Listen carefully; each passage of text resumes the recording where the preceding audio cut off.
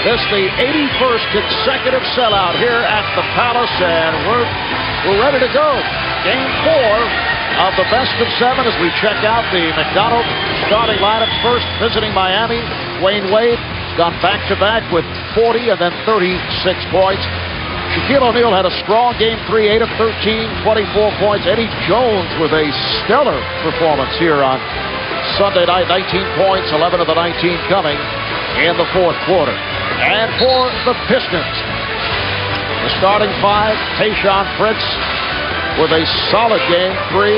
Up front with Rasheed Wallace and Ben Wallace. Larry Brown would like to see more from Rasheed and Ben. Chauncey Billups comes off a 6 of 19 from the field, and Rip Hamilton at his best game of the series Sunday, leading the Pistons with 33 points.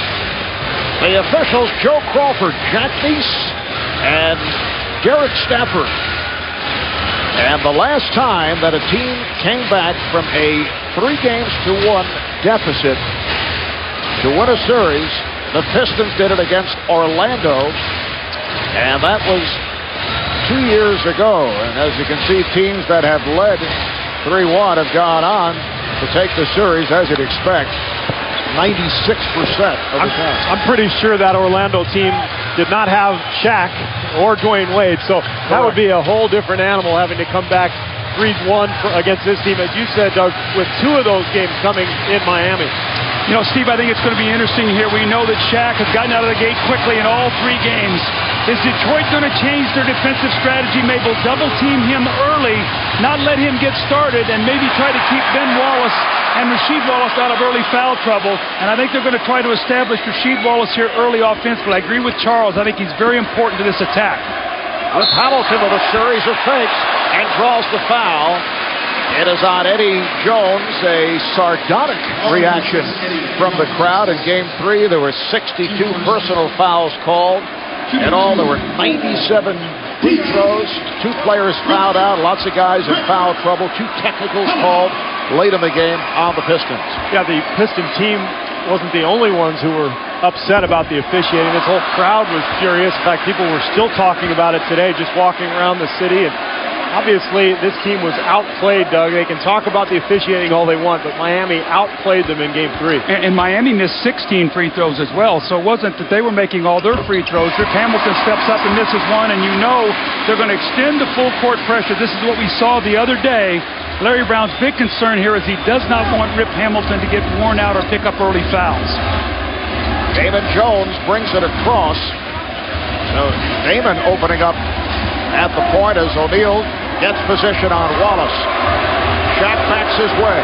Here is O'Neal, and again he hits his first shot attempt. Well, it wasn't really a double. It was more just kind of a dig down, and as you know, Doug, that's just not enough against Shaq, especially in these first quarters when he's fresh and that leg is feeling good. And Wallace, Larry Brown would like to see more energy from Ben. It appeared to be lacking the last 2 games.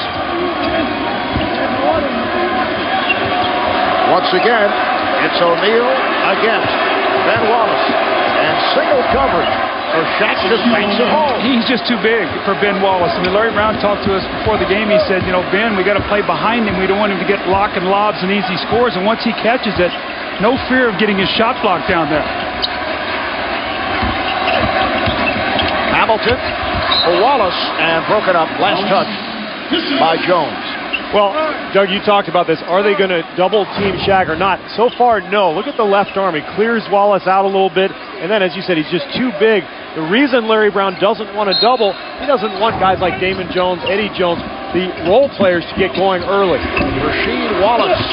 And the rebound is batted away, but Joe Crawford, the outside official, indicating a loose ball foul on the Pistons. It is on Billups. You know, one of the underrated things that Miami has done in this playoffs, their guards have done a great job rebounding the basketball. With Shaq not himself, Damon Jones and Dwayne Wade were the leading rebounders in the game the other day with 7 apiece. Here is Jones with the catch and shoot, and Wallace on the rebound. Hamilton played by Wade. Prince guarded by Eddie Jones. There's Phillips. Puts the move on Damon Jones. Got the step, draws the foul. It's on Damon Jones. See, I like that possession because Chauncey Billups, we know he has a physical advantage over Damon Jones, but rather than just go down to the block and post him up, Detroit got a little movement from side to side. Now all of a sudden he's in a good spot, and you see the pump fake gets Jones to bite, and Chauncey draws the foul. The other night, Chauncey, 18 points, but only 6 of 19 from the field. Fouled out, very frustrated, picked up that late technical, and there's been quite a bit of discussion about drawing blood, not getting the call. Yeah, he really was not himself after that happened. Even Larry Brown said it was very difficult to even sort of talk to him at that point in time. He was so animated after not getting the foul. I remember Chick Hearn used to say, no blood, no foul in jest. That was truly the case in that play. There was plenty of blood, but no foul.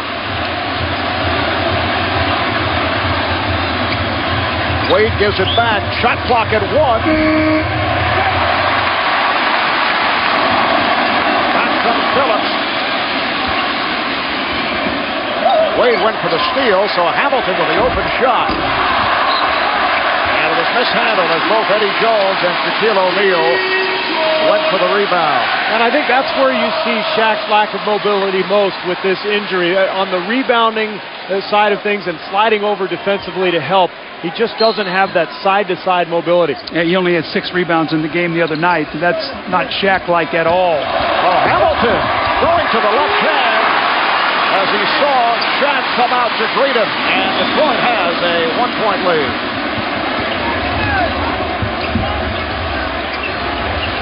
Damon Jones with a quiet game 3 the other night, stumbling his way and nearly put it home, but a foul. It is on Miami. Shaquille O'Neal called for the push. Well, Ben Wallace went over to block the shot, and Shaq with a little shove in the back there to get the inside position. But you saw Ben Wallace's activity. At least he came over and made Damon Jones change that shot. That's what he does for this team. Phillips blocked by Damon Jones, so that's a quick 2 on Damon. He heads right to the bench, replaced by Keon Dooling, who's played very well in the postseason. Well, you lose some deep perimeter shooting here, but you gain speed and quickness. A guy who can handle the ball, get to his spot on the floor a little bit better than Damon Jones. So it's not a huge drop-off right now because Keon Dooling's playing so well. There is Phillips.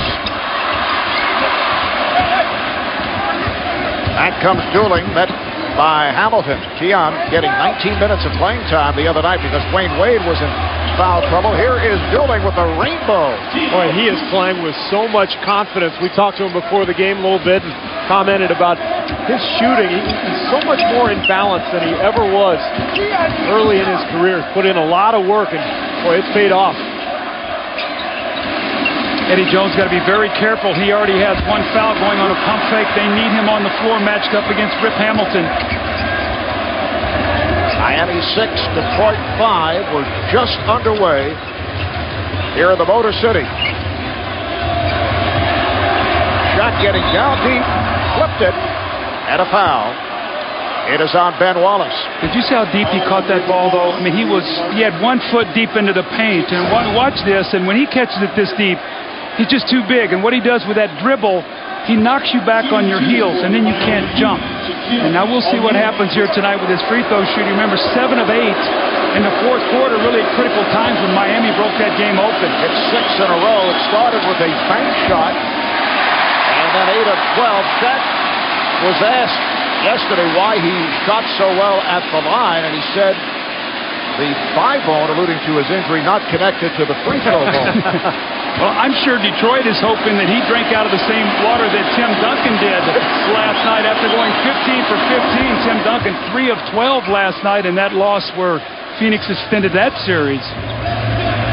Miami 7 and Detroit 5. 4 minutes gone by. This is game 4 of the Eastern Conference Final Series.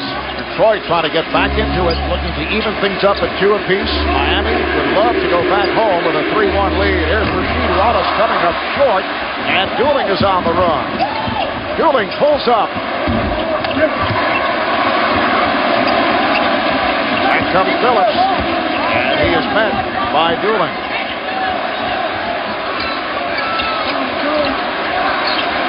And Wallace sets the pick. Prince passed on a 3 and hits the 2. Yeah, I love that. When you're playing early in the game, you haven't gotten a shot off yet, use that three-point line as a threat. You don't have to just fire away from 24 feet. Get yourself an easier one. Tayshaun Prince steps into about 15 feet. Beautiful move. Wade yet to attempt a shot, and we've gone nearly 5 minutes. Here's Shaq, called for steps. That's to me where you see that he doesn't have the normal leg strength. He loses his balance and walks on this play. We saw this happen 2 or 3 times the other day. He starts to come across, and he takes that little baby steps, not sure. Normally he extends and goes up and shoots that little jump hook. We have not seen that much. And that's why Larry Brown said he'd rather Shaq comes middle than baseline. He feels like that lack of lift will hurt him on that jump hook. And Wallace, that is not part of the repertoire. You'd like to see him get a dunk or a fast break. You heard Magic Johnson talk about in the pregame. Get out and run in the open court. Wade with a pullback to the fadeaway, and that's his first shot attempt. He might create the best space stepping back off the dribble than any guard in the NBA. You got a guy right on your shoulder. You take that step back. You create all kinds of space. He's mastered that shot. That's the one he hit in the fourth quarter the other night, Steve, to seal the deal. Nice play. Tayshaun Prince to the cutting. Rasheed Wallace to tie the game. And that's what you like to see if you're a Pistons fan. You want to see Rasheed going to the basket. We saw the fadeaway 17-footer. When Rasheed gets his momentum going towards the basket, he can be a very effective post player. Eddie Jones coming off the pick. Eddie Jones able to get inside. Nice play. Dooling finding Jones. Ben Wallace is afraid to leave Shaq, so he just curls right in there and scores. If you leave Shaq, you drop the ball off. So that's been a problem with Eddie Jones getting in the lane off those curls. Hamilton finding Rasheed. Good shot. And the foul. For Shaq, his second. And a timeout is called with 5:46 to play in this first quarter. The game tied at 11. When you get that ball inside, good things happen. Rip Hamilton with a nice curl. He finds Rasheed, the up and under, the score, and the second foul on Shaq. 2005 NBA playoffs on TNT, live from the Eastern Conference Finals. Brought to you by Heineken. It's all about the beer. Heineken. By Verizon Wireless. We never stop working for you. By IBM. Making on-demand business a reality for companies around the world. And by American Express. And back to the suburbs. We're at the Palace of Auburn Hills, and it's time for the Around the Gatorade Cooler Report. Here's Frank Sager. With Shaq picking up his second foul, it's been replaced on the floor by Alonzo Mourning. But if Shaq can stay out of foul trouble, Stan Van Gundy told me before the game he wants to play the two together for extended minutes. He has gone to that combination in all 3 games, and in all 3, Miami's had the scoring advantage. It's the first time Joe has played the power forward position since he was at John Thompson at Georgetown and teamed with Dikembe Mutombo to form Rejection Row. Now over to David Aldridge. Craig, with all of the talk about Larry Brown and whether he's going to coach next year or take another job somewhere else, there's been almost next to no attention paid to the fact that as of tomorrow, Joe Dumars, the team's president of basketball operations, will be operating without a contract himself. His contract expired this month. But there's not going to be much drama associated with Dumars' future. Told me that he has no plans to leave Detroit. He says his contract situation will be handled quietly and respectfully with team owner Bill Davidson. Back to you, Mark. All right, thank you, David. Rasheed Wallace looking to complete a three-point play. Guys, have the Larry Brown to Cleveland reports, you feel, been a distraction to the Pistons or to the players tune it out? Marv, I don't think it's been a distraction. I think it's been ill-timed. But this is a very professional, mature Detroit team, and I do not blame that meltdown at all on the fact that there's been discussion about him going to Cleveland. So, no, I think it's a mature team. All right, here comes Prince. Wallace giving it right back to Prince. Then Wallace gets inside. And Wade showing the quick hand. Here's Wade. Yes! And the foul. So Dwayne Wade as we take it back to the first game of the series, goes 7 for 25. Bounces back with 40 points, doing it for the most part in the paint.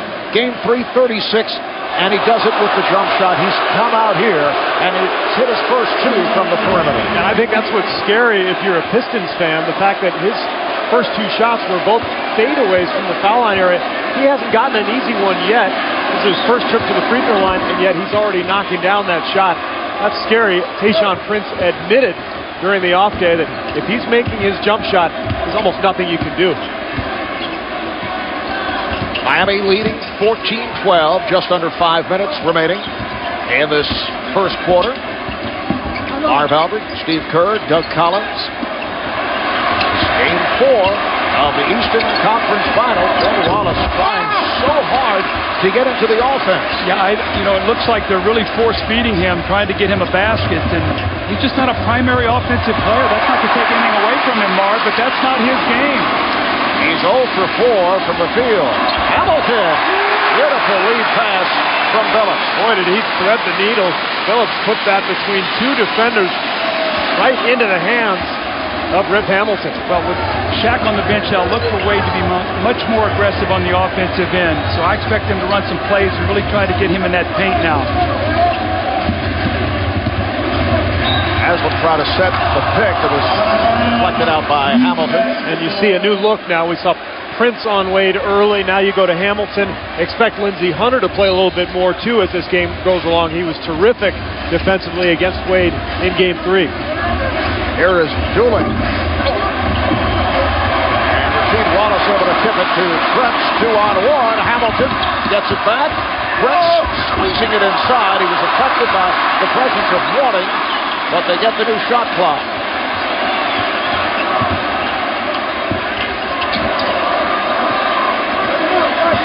And Wallace sets the screen. Hamilton is open. Yes. That's a nice rhythm play. Starts on one side after the offensive rebound, swings from side to side, and then your best shooter gets an open shot. That's perfect Pistons basketball. Detroit with a 2-point lead. Rip Hamilton, 3 of 5 from the field. He has 7 points. Here's Wade as Hamilton got picked off. Wade went for the scoop. Nice save by Ben Wallace. Oh, Rasheed Wallace uncovered. Beautiful look-away pass to give Detroit a 4-point lead. When Detroit gets defensive stops, they want to run the big men. You've already seen Rasheed get 2 of those. That's what Larry Brown would like to see Ben Wallace do more of.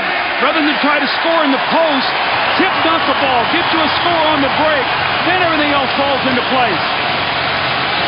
6 unanswered for the Pistons. Stan Van Gundy calling for time. Rasheed Wallace extends to an 18-14 Detroit advantage.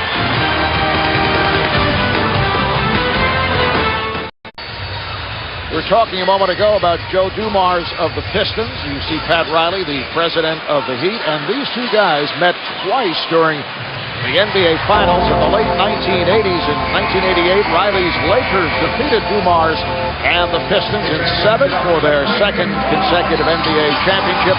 And then in 1989, Pistons swept the Lakers to win their first title. Joe Dumars was most valuable player of the 89 Finals. Averaged 27 points a game in that series. A lot of history hanging from the rafters here at the Palace.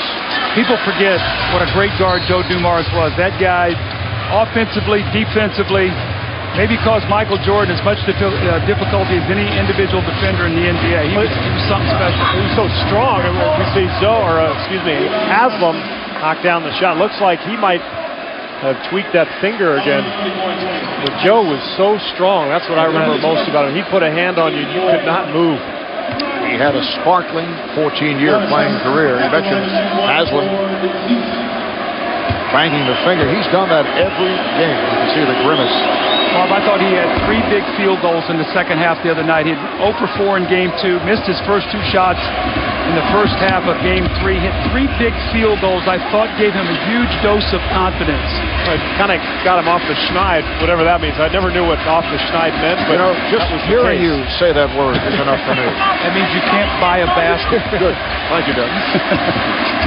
Carlos Arroyo, Antonio McDyess have checked in for the first time. Antonio wasting no time. Antonio McDyess, the other night, 15 minutes at 4 of 70 at 9.6 rebounds, but he was in foul problem. The entire roster of both teams in foul trouble. And the call against Miami, so the ball back to the Pistons. It's on Haslam. That's his first. Rip Hamilton's doing a nice job shadowing Dwayne Wade. He's trying to prevent him from catching the basketball, using his speed and quickness, not trying to muscle him.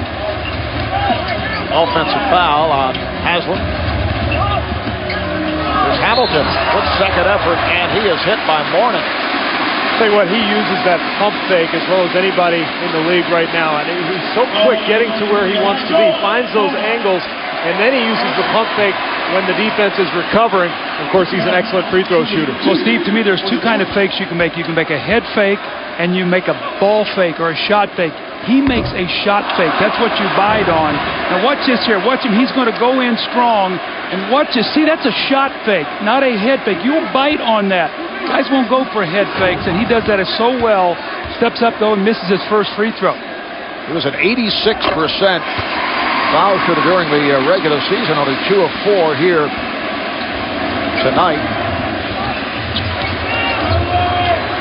21-17 Detroit.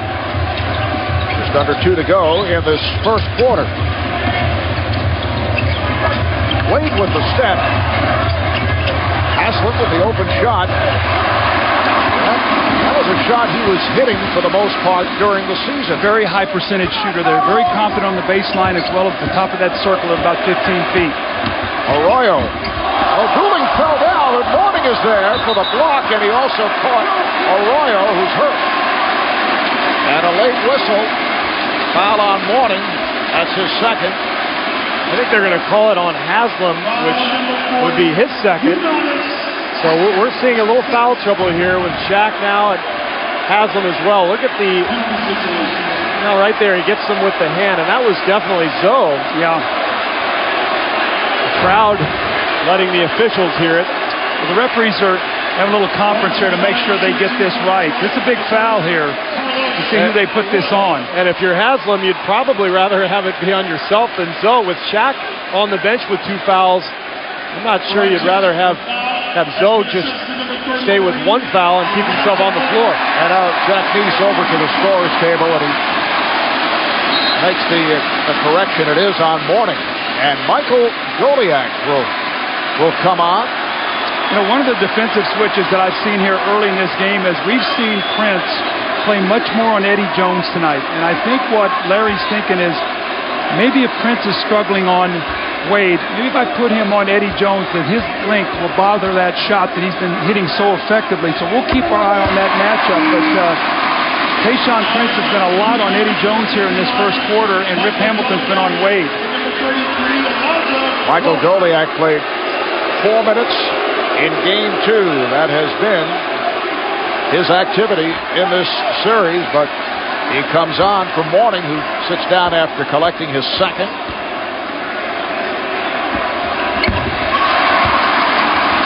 Pistons have a 6-point lead. Arroyo staying with Goulding, and a foul is called. It's a block. Arroyo was attempting to draw the charge, and it puts the Pistons over the limit.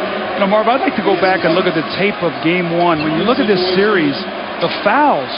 Game 1 of that, there was no fouls. 22 free throws attempted, and both teams committed a combined 24 fouls. 62 in Game 3, and already tonight, I don't know if it's just the heat of the moment. All of a sudden, these teams are, getting much more physical. But in Game 1, Miami only shot 10 free throws. Game 3, 54, 29 of them in the fourth quarter. I know a lot of those were catching up, but still, what a mood swing in terms of the fouls. That warm weather down in guess. Miami. Remember, Rasheed said he liked to play and liked to shoot the ball better in the warm weather. I think said it helped his 3-point proficiency, as I recall. And it kept him from fouling, as I remember. You felt the same way as a player, didn't you? Never fouled anybody anyway. I'm talking about three-point He shooting. didn't need much help. He didn't need much help on that. It was not warm in Chicago, I know that. It was when Michael was telling you better make that shot. Arroyo, you're saying, Steve, did it through intimidation. Yeah, they get hot in that building real quick. You feel that wrath. Here is Wade. That's a forced shot. Rebounded by Haslam and a foul. It is on McDyess. So, once again, Miami to the line. Both clubs are in the bonus. That's a quick two on McDyess. Marv, I think if you're right now, if you're Miami, you're saying if we can just stay close here.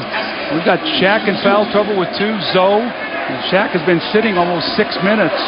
And if you can stay close, you got to feel good. He can come in, be fresh. Now you can rest Dwayne Wade a little bit. So this is an important time for the Miami to finish out this quarter very positively. Let's check in with Craig Sager.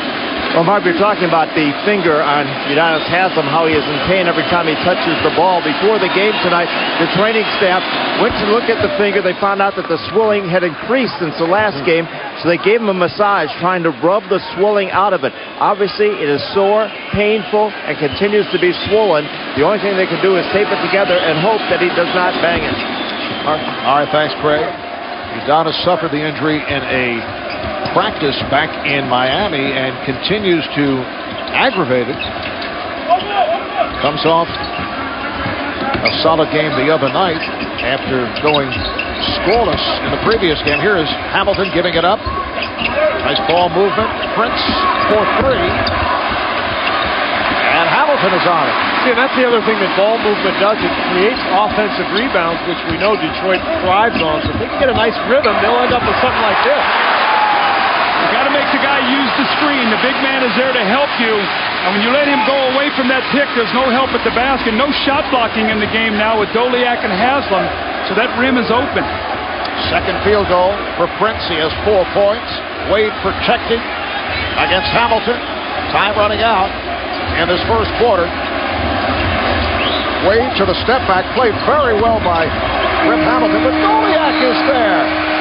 Looks like it will count. They will review it. Michael Doliak with the putback. A big lift here from Miami. You don't expect this. Ben Wallace does not get his body on Michael Doliak to tip in.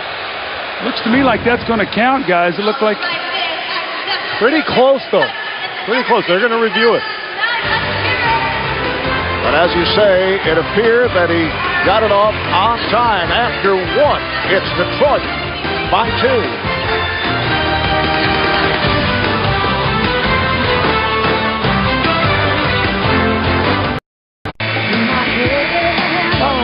Now look at downtown Detroit, and they reviewed that last second follow-up by Michael Doliak, and they took it off the board. As we said, no question, it should not have counted. But watch this. Here's the replay, and you see why.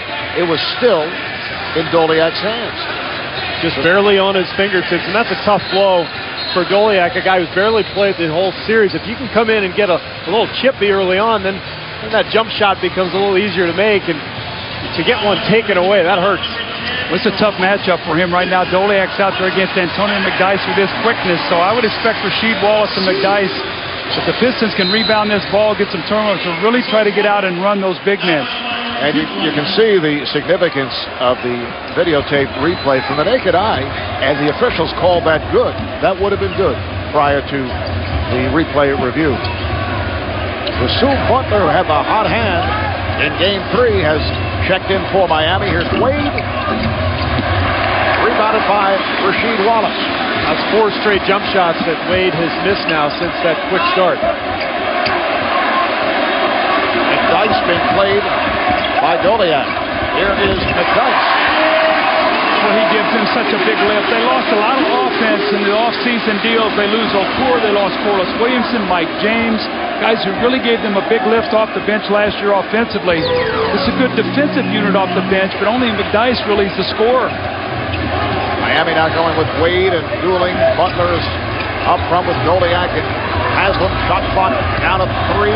Oh, beautiful pass from Butler to Haslam. This guy was a big-time scorer in college now at LaSalle. He could put the ball in the basket, and again, he's playing in place of Shandon Anderson because of his offensive ability, but Stan Van Gundy said his defense has been good enough to stay on the floor. And he hit 3 from downtown the other night. Lindsey Hunter on the floor for the first time.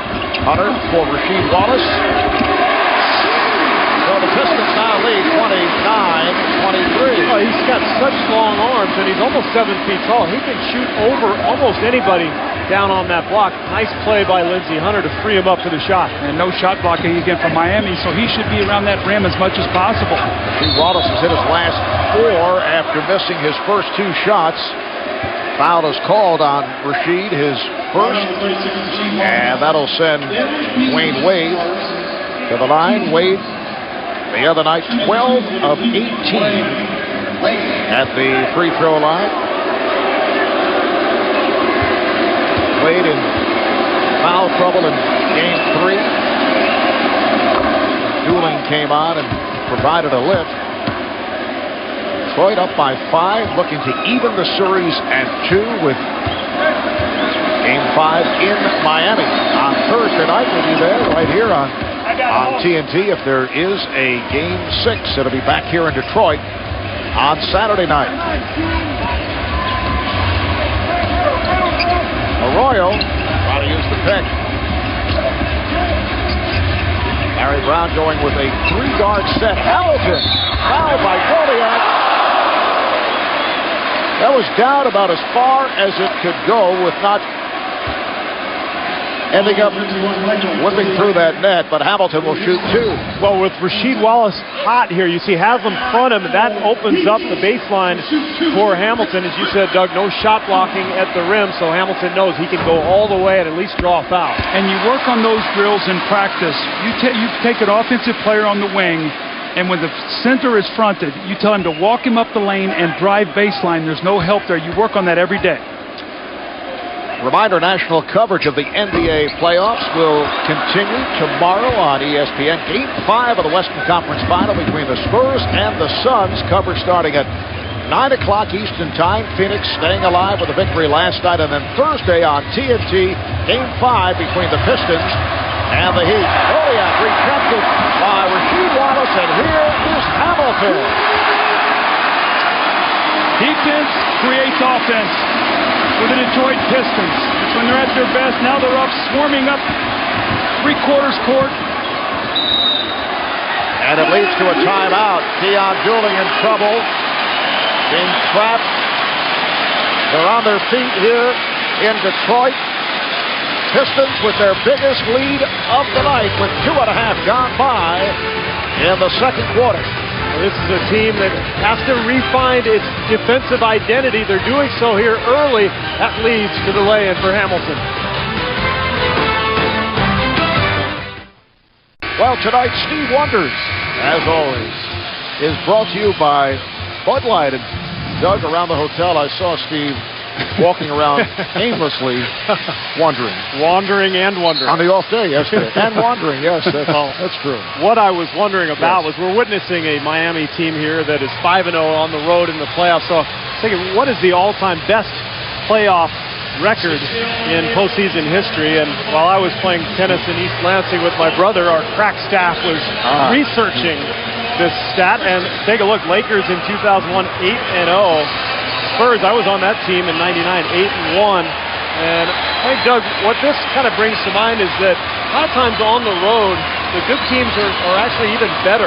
You know, they get more focused. They have that, what Greg Popovich calls the appropriate fear. You go on the road, you feel that edge, and you just play. You lock in and you play. And Miami trying to make it 6 out of 6 on the road in this postseason. Shaquille O'Neal back on the floor, met by the substitution of Eldon Campbell, who commits the foul and puts Shaq at the line. He's 2 of 3 at the line. Well, interesting substitution. Larry Brown comes in with Eldon Campbell to match up against Shaq. but you can see what Stan Van Gundy does. He likes to play Christian Laettner with Shaquille O'Neal, so he comes with him to be able to play against Rasheed Wallace, number one, Laettner, and also for him to step out, shoot the basketball, and make passes. So you can already see, as coaches start getting into playoff series, the matchups they like to see. Who likes to guard whom and vice versa, and the things you want to stay away from.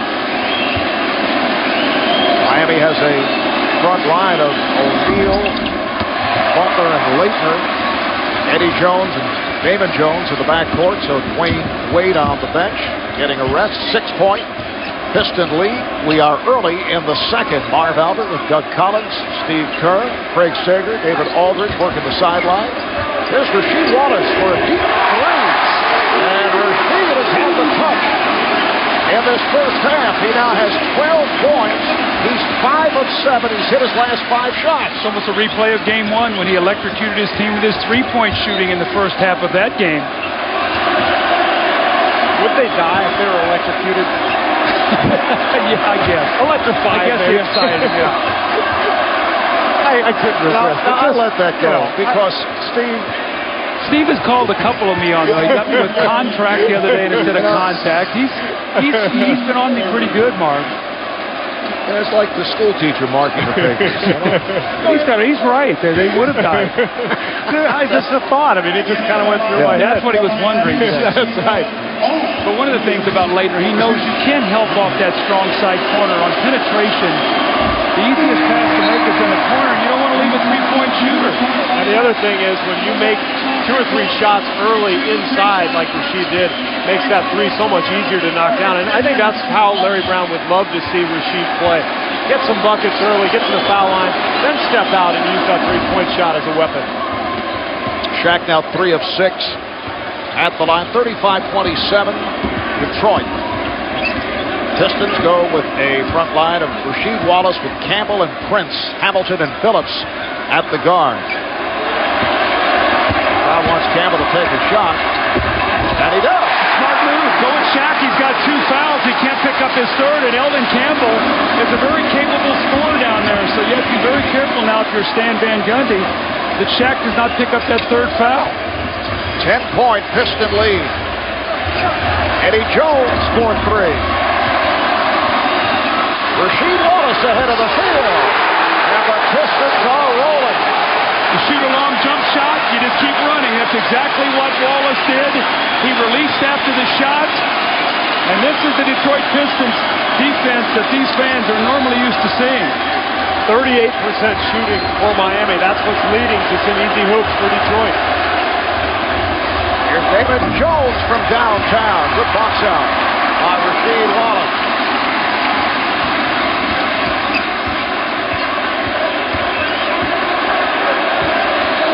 Campbell sets the screen. Hamilton draws the foul.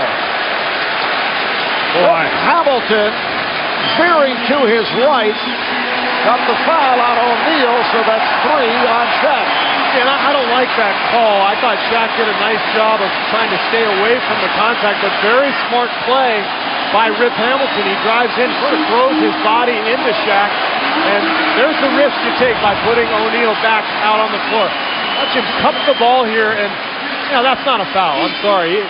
He really created the contact himself. But again, if you're out on the floor, you're going to be at risk. Hamilton only 3 of 6 at the line. See, now what's probably going to happen is Ben Wallace now comes in for Eldon Campbell, which he does. So now you want Ben Wallace out there with Rasheed with a quicker lineup. So Eldon Campbell goes in. He does a nice job. He gets a score, does his job. That's why they picked him back up off to the waiver wire. He's lost in the trade with Utah for Carlos Arroyo. New Jersey picked him up, and then right at the end, right before the end of the year, they waived him so that he could come back to Detroit and join them. And they needed another big man for this series. Dwayne Wade back on the floor. Detroit showing pressure. Wade trying to find the screen. Wade and a foul. Dwayne Wade hits the floor. Rasheed Wallace all over Wade. That's the second on Rasheed. You know, what you normally don't see NBA officials do is blow the whistle and put a guy on the line when he gets to the situation that he's got no place to go. And you saw it, I thought, Rip Hamilton the play before, and then I think you see it on this one. Normally, you get in a compromising situation like that, an NBA referee will look at you and say, play on. I'm not going to put you on the line on that kind of play. And we're seeing the kind of Piston defensive play that strangles the opposition. They pick you up in the backcourt, they put pressure on, and Wade, as you say, had nowhere to go. Let's check in with David Aldridge. Well, Doug Collins just mentioned the odyssey of Eldon Campbell this season. He started here in Detroit. He was traded to Utah, released by Utah, picked up by the Nets, and then released by the Nets, and he always wanted to come back here. As a matter of fact, he left his family here in Detroit while all of that was going on. When he found out that the Pistons wanted to pick him back up from New Jersey, he got in his car and drove 11 straight hours through the night from Jersey to Detroit. Says he picked up a BLT somewhere and finally got here to Detroit at 7 in the morning, guys. Of course, one of the reasons they wanted him back was he had that great game against Shaquille O'Neal in the finals last year as Wallace finally gets a hoop to go. And he was so effective against Shaq in spot minutes during the finals that they thought, we better get this guy back here. Pistons 7 of 7 from the field in the second quarter. There's a fourth shot by Wade. He was expecting contact. Fritz passed on a three. McDyess.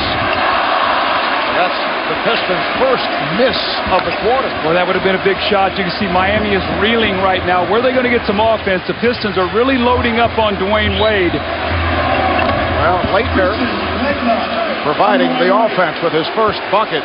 And they're going to have to hit outside shots because it's very apparent right now that Detroit is putting 5 people in the lane every time Dwayne Wade gets the ball. They're going to have some open looks.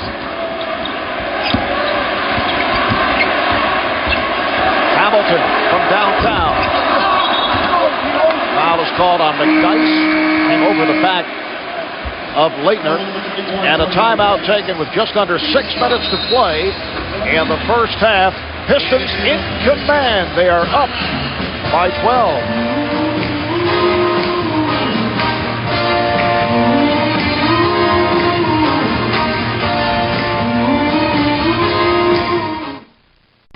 NBA playoffs on TNT, live from the Eastern Conference Finals.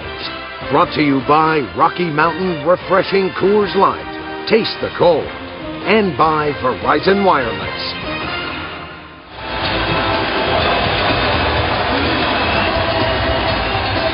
The hair was cut, clothes were removed, then boom, someone shot her in the face. They'll bring you in. She'll make you talk. TNT brings you a new original series. Kira Sedgwick is The Closer. Mondays at 9, starting June 13th on TNT. Welcome back to the Palace at Auburn Hills. There's NBA Commissioner David Stern continuing his playoff tour. Chuck Daly, head coach of 2 NBA championship teams here in Detroit. 6-time champion Thomas Hitman Hearns. Wide receiver Torrey Holt of the St. Louis Rams. And a fixture at Piston games, Kid Rock. Wouldn't it be great to be able to wear ridiculous-looking hats and look incredibly cool? I mean, I can't wear a baseball cap without looking like a moron. He shows up with the orange hat. I mean, come on. I mean, he looks cool. Marv, you want to talk about the Pistons defense? We talked about in our open. 38% shooting here for Miami, which has led to the Pistons shooting 52%. They have 13 assists on 16 field goals and no turnovers. So their defense has been terrific, and it's led to terrific offensive execution. I actually wanted to talk about the fact that Steve is the first color commentator in the history of NBA coverage to use both the words moron and schneid in the same broadcast.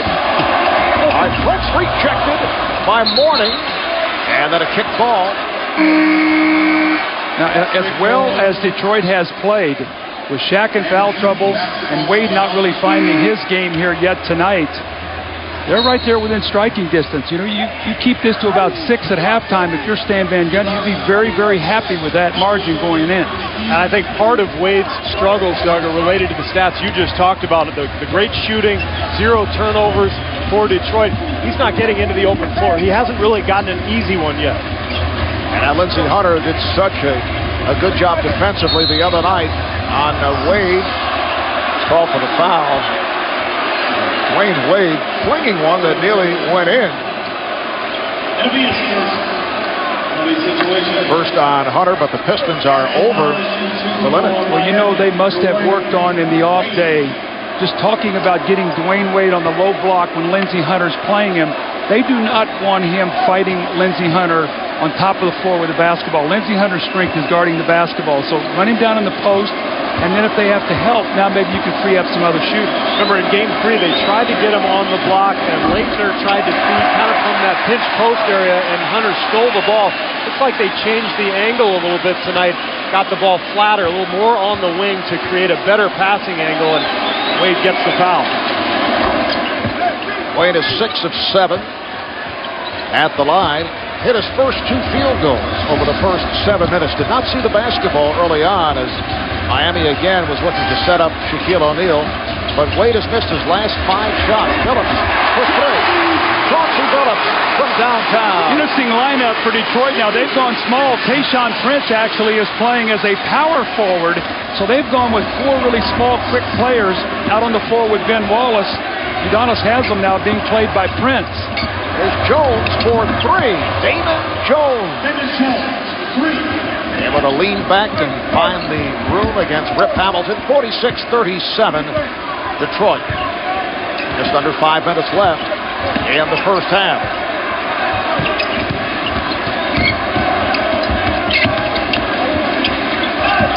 Shot clock to 6.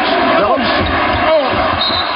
See, Mourning altered that shot, and a loose ball foul called on the Pistons. That will put Miami back at the line. It's on Ben Wallace, who is called for his second.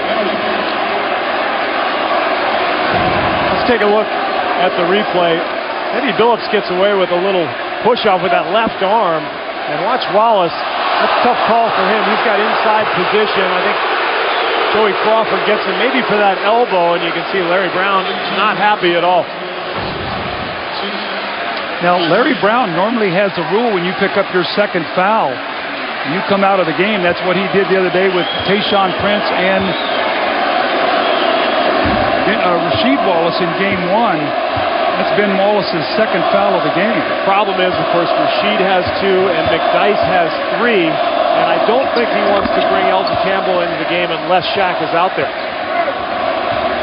Pistons have led by as many as 14. Miami has chipped it down. It's now a 7-point Detroit lead.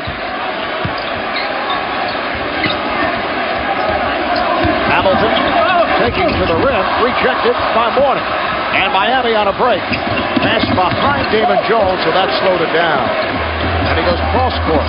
Eddie Jones from Damon Jones, and it's down to a 5-point advantage. Both of these teams are so resilient. You think you've got them down. Remember in Game 1, Miami was down 14. They fought back to tie it. In Game 2, it was Detroit down 14. They fought back. We saw it in Game 3 with Detroit being down. Miami on a 12-3 run here, and they're finally getting some defensive stops. This is what Zoe does best. Guard that basket. They get an easy run out here. Eddie Jones scores, and quietly they've crept back to 5 points. Play in the first half for Alonzo Mourning. Remember, he helped turn it for Miami in Game 2 with 4 rejections, had a couple of steals, and 22 minutes of play. As we were headed to commercial break, Joe Crawford teed up Chauncey Phillips.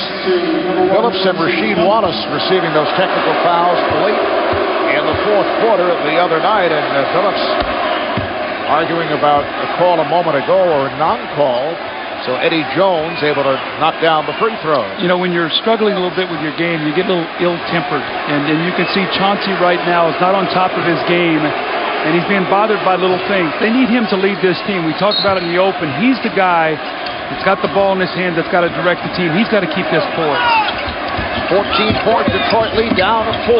Hamilton extends to a 6-point Piston lead. Well, Eddie Jones has done such a nice job on Hamilton in this series, chasing him everywhere. That time he tried to go over the top of the screen, and Hamilton read it beautifully, faded to the corner, and knocked down the easy 15-footer. Damon Jones and Dwayne Wade in the backcourt, warning up front with Eddie Jones, and Haslam offensive foul. It is on Mourning. That is his third. That's the play that Larry Brown has been telling us about, where when the guards are going under, watch Lindsey Hunter go under this screen, or he tries, and you see Zoe sort of grab him. Larry said he watched a lot of tape, and he sees Zoe wiping guys out as he's rolling to the basket. That time, Lindsey was able to get the call. And when you're a guard and you're getting rolled under like that, you pretty much have to take a dive. Otherwise, it's very difficult for the officials to see. Hamilton again. That's twice in a row he hasn't chased him around that screen. You got to maintain contact with Rip Hamilton. You give him too much space, he's too smart. He reads those plays so well. Of course, you had him in Washington, Doug, and I know you were a similar player. You like to move without the ball. That's probably something you guys worked on an awful lot. 17 for Hamilton. Here is Wade. He's been off. Detroit has done a terrific job defensively on Dwayne Wade. Prince with a nice change of pace to draw the foul, and there was heavy contact between Haslam and Prince. And let's see, Jack Neese walking over to Joe Crawford. Is that a flagrant? I think there's going to be a flagrant foul on Haslam here at the end of the play. Marv, we always talk about excessive force, or any time you get up above a guy's shoulders, you get your hands or you get your elbows up around the guy's head. Most all the time, that's going to be called. They're going to protect the players in that situation. A couple of veteran officials, Jack Neese and Joe Crawford. Crawford in his 28th season, Neese in his 27th as an official, conferring on this particular call as Haslam came from behind.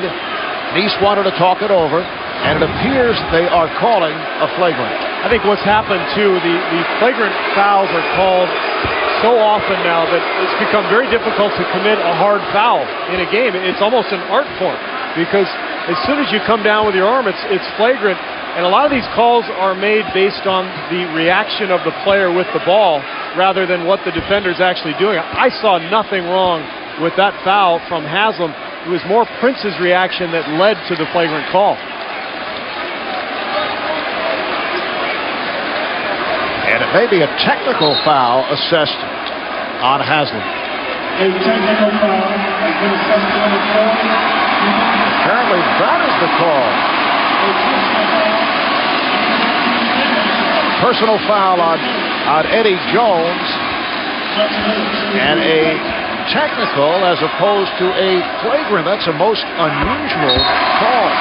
Well, my thought is maybe the call came first on Eddie Jones here, and then he gets the technical for maybe pushing him down, but he didn't push him down. I just think Haslam got a raw deal. You know, Steve, apparently you can't call a personal and a flagrant on the same play. Can't call both, so because of the reaction of Prince, I think they felt, and of course we have the benefit of the replay, so it's very difficult for the officials. I think they felt maybe he brought that arm down and tried to push him to the floor a little bit.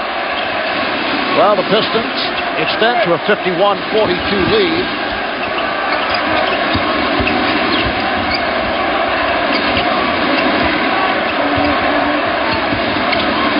Hamilton surrounded, gets it out. Phillips has to rush it. Shot clock running down and hits the three. Well, he's a master of those shots. Clock winding down. We saw it a lot in the Indiana series. Had a great awareness of the shot clock, and all of a sudden that lead's pushed up once again to 12.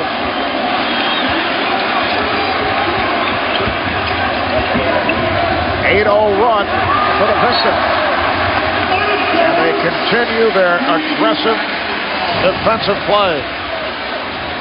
Oh, here's the play you're talking about, Doug. Late in the clock, if you're Detroit, this is the guy you want with the ball in his hands. He's so strong, and he's got deep range. He can hit shots with people hanging all over him. Detroit with the 8 straight points following that technical called on Chauncey Billings. Here's Wade. Nowhere to go. He's double teamed. Trying to go glass. We're looking at the Dwayne Wade that we saw in game 1. When he went 7 for 25 and seemed to be a step off. Well, you know what's interesting? With Haslam being guarded by Prince, when they try to run that screen roll now with Haslam, he's running right into Prince into a switch, so that works out well for Detroit. There's no matchup there. He's no longer now attacking a big guy. He's attacking Tayshaun Prince, and you've seen 2 or 3 forced shots. Wade has missed his last 7 shots. Hunter, rebounded by Eddie Jones. Just under 2 minutes to play in the first half. Nice move by Doolin and lost it. Stripped by Hunter in a race with Goliak and fouled by Goliak. Lindsay had no angle as Goliak, realizing he would not win a foot race with Lindsey Hunter, even though Lindsay had the basketball, cut him off. Well, we saw this the other day, Steve, and even the Pistons, when they did not win, this was a guy who turned the game around in their favor, and he does it with tough defense. He knows what he's out there for, and the offensive efficiency of Detroit in this first half. Look at this 12-point lead. They shot 51%, 16 assists, no turnovers. I don't know that I've ever seen a game of this magnitude where a team would not have a single turnover. With the pressure of this game, Detroit basically having to win this game so they don't get down to 3-1, not having a turnover, that's an amazing stat. It's incredible. We know Miami is not a team that forces a lot of turnovers. They were 26th in the NBA. They don't exactly extend their defense, but still, somewhere along the way, you'd expect somebody to throw the ball out of bounds, get a travel, something. On the other hand, Miami with 7 turnovers in this first half. Here's Goliak. Nice fake on Darvin Ham, making a cameo appearance. Well, he's out there. Ben Wallace, they do not want him to pick up his 3rd personal foul. So you see, basically, it's almost like the 6'5" and under league right now for Detroit out there, all guards. That stopped the 10-0 run by the Pistons, coming up on a minute to play in the half. Nice feed. Hamilton finding Prince. Oh, Rip has got his game back. He really struggled with that calf injury. This guy's on top of his game right now. Terrific game. What I like is only 10 shots tonight to get 17 points. Everybody else is involved in the game, not just him looking to get his shot. Hamilton also with 7 assists. That was number 7 a moment ago. And the foul is called on Hamilton. Well, it's been a track meet watching Hamilton and Jones just chase each other. And watch the beautiful feed. The help comes from Goliak. Nobody helps the helper. And Prince gets the easy one. One of the things I've seen in Rip's game as he has matured, when I had him in Washington, when he came off screens, he was strictly a scorer. Now he can make plays. He can run pick and roll. He can get in the lane. He finds open people. So Larry Brown has done a great job of expanding his game. He's no longer just a scorer. 7 assists now for Hamilton to go with those 4 rebounds you just saw. So what a first half for Rip Hamilton. Pistons lead by 12. They've led by as many as 14. Hamilton with the runner. 19 points for Hamilton. And the Pistons have matched their biggest lead of the night. But that tough Miami defense that we've seen over the last couple games, a 60-point first half right now for Detroit. Eddie Jones. Phillips clears it. And the Pistons will hold for a final shot of this first half. And they're on their feet here at the Palace. A standing ovation for the defending NBA champions, looking to tie the series at 2. Hunter for 3. That was deflected short. And that's the end of the first half. It could not be any better for Larry Brown and the Pistons. In fact, it is their best offensive half of the postseason. Detroit concluding the first half with a 14-4 run after Miami had trimmed that lead down to 4. Rip Hamilton leading the way. 7 of 11 from the field. 19 points, 7 assists. Here's David Aldridge with Rip. Rip, you guys obviously have your backs against the wall, but you seem to have come out with a much more intensive effort in the first half. Oh, yeah, we want to come out aggressive. You know, I think that one thing we want to do is really set the tone at the beginning of the game. You know, try to pressure the ball, try and drive and get to the free throw line, and we did a great job of that. You wanted to pick up Dwayne Wade tonight. How do you think you did in the first half? I want the challenge. You know, it's a challenge, man. He's been killing all series. And I told Coach, you know, let me guard him. And I'm trying my best right now. You doing all right? We'll see at the end of the game.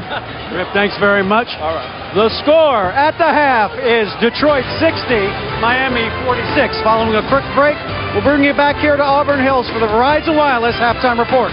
EJ and the crew will have highlights and analysis from the first half.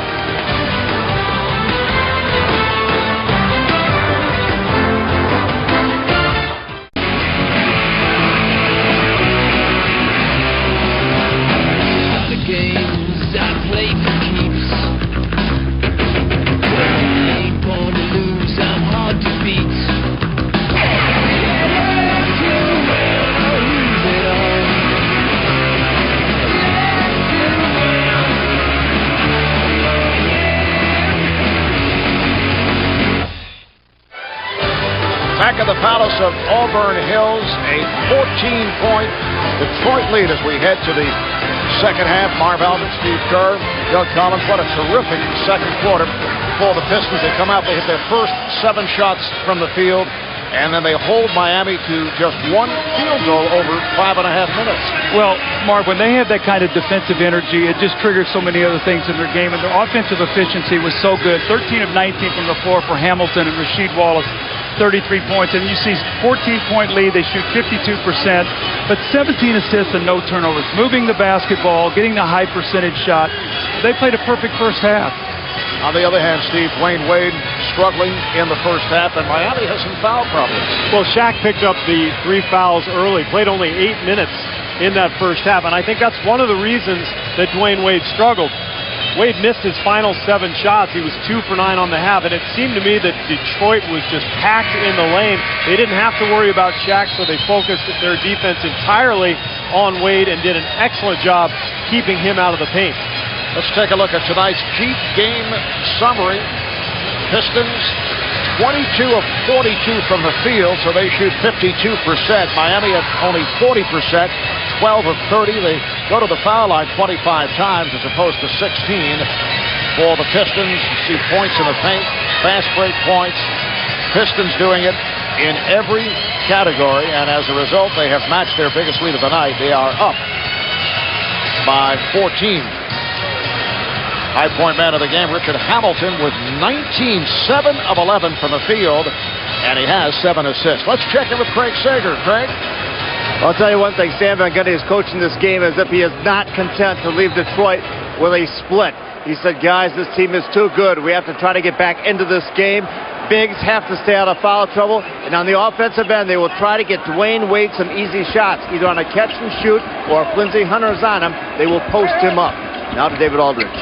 Well, Craig, as far as Dwayne Wade is concerned, the Pistons like the matchup of Richard Hamilton on him. They like him picking him up 94 feet and turning him, and they're going to stick with that. They think that late in the game, they may switch back with Tayshaun Prince, because Prince's length, they think, could bother him a little bit more if he's a little more tired. Back to you, Marv. All right, thanks, David. So once again, Dwayne Wade getting a number of different looks defensively. Rasheed Wallace called on that foul. That is 3 on Rasheed. Haslam with his 7th point of the night.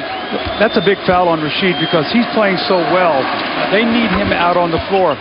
He has a tendency to maybe have a great first half and then maybe drift in with the rest of his teammates and fit in. He can't have those kind of nights tonight. He's got it going. He's got to stay aggressive on the offensive end of the floor. And Wallace to a crossover, but again, not able to convert. They're going to go right at Shaq here, try to pick up his 4th. We'll see if Wallace can get some damage done around the basket. O'Neal making contact with Wallace. You know, Ben Wallace is, he's really struggled more than anybody trying to guard Shaq. He just does not have the size, and Shaq is coming off with fresh legs here now after only playing 8 minutes in that first half. Really attack right now. Dwayne Wade had missed his previous 7 shots. Foul on Haslam making contact with Hamilton. Eddie Jones came up hobbling. Second on Haslam. Interestingly enough, in this third quarter throughout the series, this has been the Pistons' big quarter. So, Miami cannot let that happen here tonight. They've been plus 16 in the 3 quarters, so they have got to do a good job, Miami, of not letting them run out and get a 16 or 18-point lead. Oh, what a save by Rasheed Wallace with the finish. Tayshaun Prince landing on the Miami bench, and he comes up limping. Trying to walk it off. Spectacular play by Prince. Detroit with a 12-point advantage. Wade. Yes. Oh, what a move. Once again, creating the space on the fade. That step back is lethal. He absolutely has mastered that shot. You can't play better defense than Rip did on that play. Apparently Prince is all right. Hamilton for Wallace, and then Ben Wallace gets it back. Phillips going glass. 11 points. develops 12-point Detroit lead. He is so strong when he gets past you. He has the ability to lean back and sort of freeze you with that upper body and then kiss that ball off the glass. Here is Wade. Yes. So Dwayne Wade has found the range. Well, remember now, he had a 20-point fourth quarter against the Pistons in Game 2, and he had a 22-point third quarter against the Washington Wizards. So he's capable of throwing up a huge night. There's an offensive foul on Rasheed Wallace. That will be his fourth. And Larry Brown motioning for Antonio McDyess, and then changed his mind. Elgin Campbell will check in. I think as long as Shaq is on the floor now, he's going to go with Campbell. As soon as Campbell goes out, he'll bring in McDyess. Pistons with their first turnover of the game.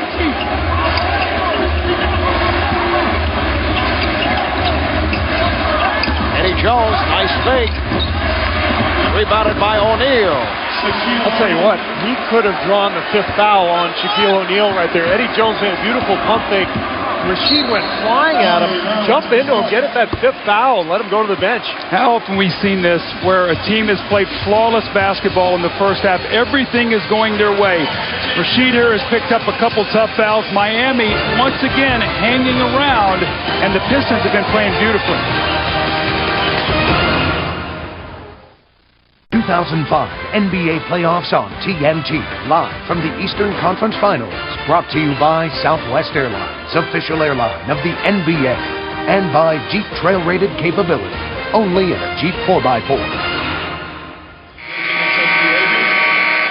Well, Miami has outscored Detroit 12-6 in this third quarter to cut that lead down to 8. Dwayne Wade picked it up.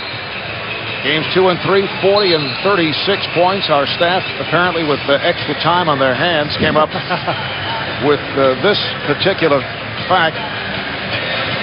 2 straight 35-plus point games in conference finals by second-year players. This won't even qualify for Steve Wonders.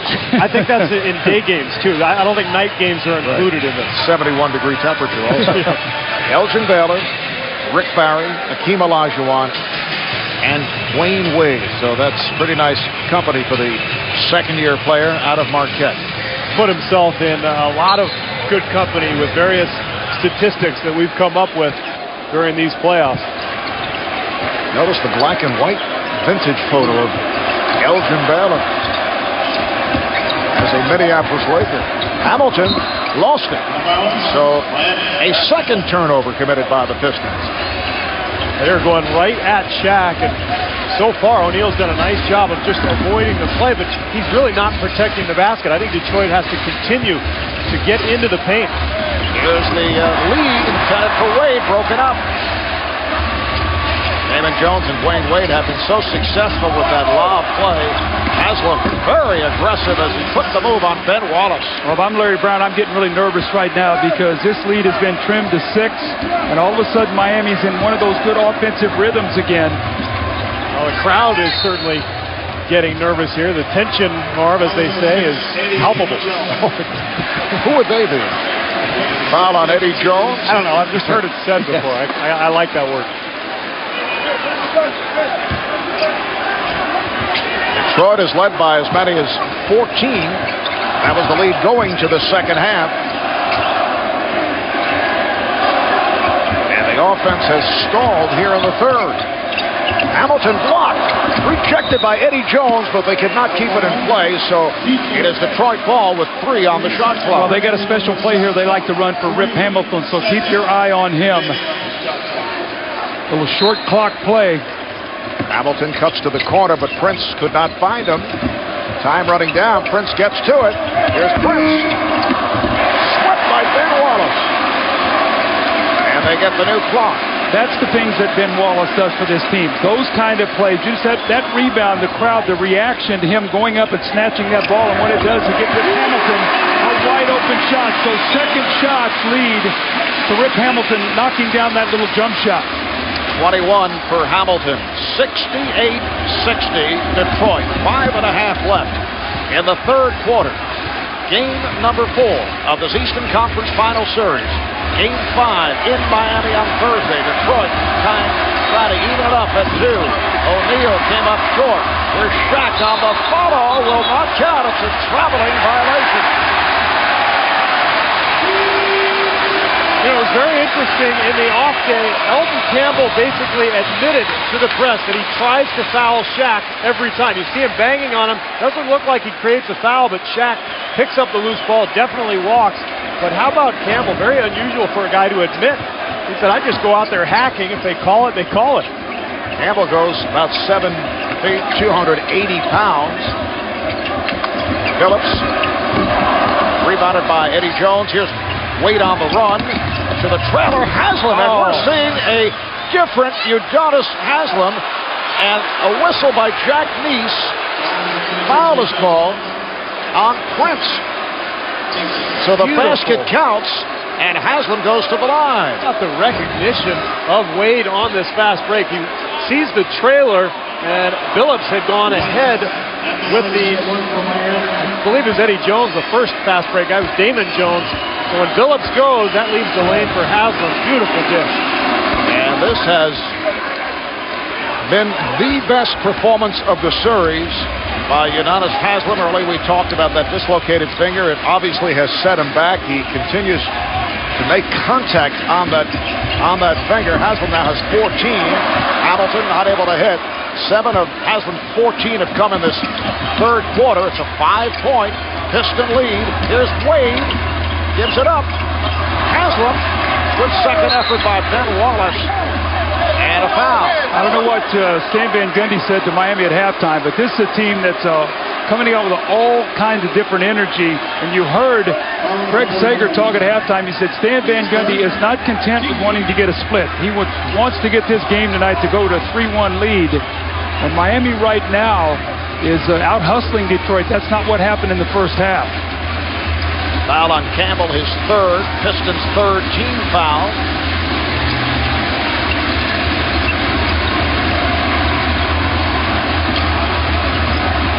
They clear it out for O'Neal. Head fakes on Campbell. Rebounded by Wallace. Doing a nice job making him shoot that hook about a foot further out than what he'd like to take, and you can see Shaq just doesn't have that normal lift in his legs. And Wallace. Nice setup from Rip Hamilton.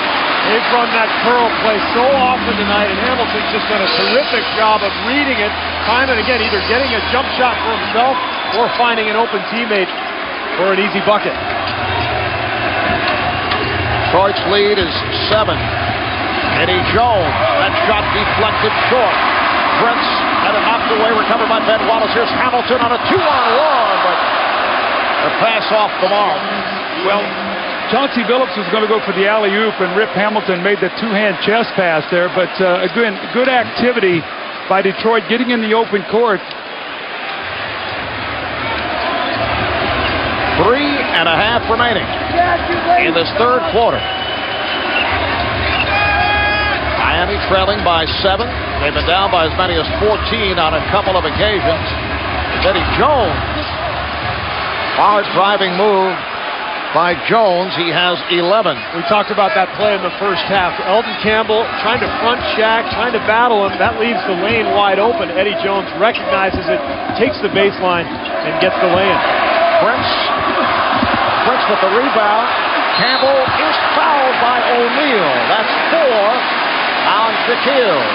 Well, you can see the value of having Eldon Campbell in the game. He's a big guy with a big body, and just being in the right spot. Plus, he has some offensive skill through his career. This guy has been a guy who can score, and Shaq gets caught here with an inadvertent foul, but a big one now. He has to sit down, but he did get 9 strong minutes here, so if he can get a 3-minute rest and come in here to start this fourth quarter, Miami's got to stay right now, though, intact with Detroit. They can't let him push that lead once again. And now with Shaq going to the bench, you're going to see Antonio McDyess check in for Detroit. Let's see if he comes in for Campbell. I think so. He'll have to wait till the next dead ball with Campbell at the free throw line. Lindsey Hunter makes his return, replacing Tayshaun Prince. Mark, one of the areas that Detroit has really hurt Miami is in second chance points, and you can take a look at tonight, look throughout the series. This has been a big stat for Detroit tonight, plus 11.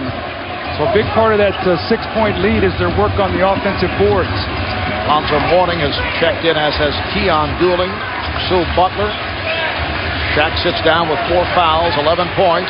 Good pressure here by the Pistons. Shot clock down to 5. Butler over Hamilton, way off on a 3-point attempt. Mourning able to hustle it down. And they get the new 24. Here's Wade. Wade got the step. That won't count, but a nice fake on Hunter, leading to the foul. Hunter called for his second foul. Timeout taken as we head to a commercial break here in Detroit. The score, the Pistons 71, the Heat 65. Tonight's Dodge in the City has the Dodge Hemi-powered Charger cruising up I-75 in the Motor City to Auburn Hills, Michigan.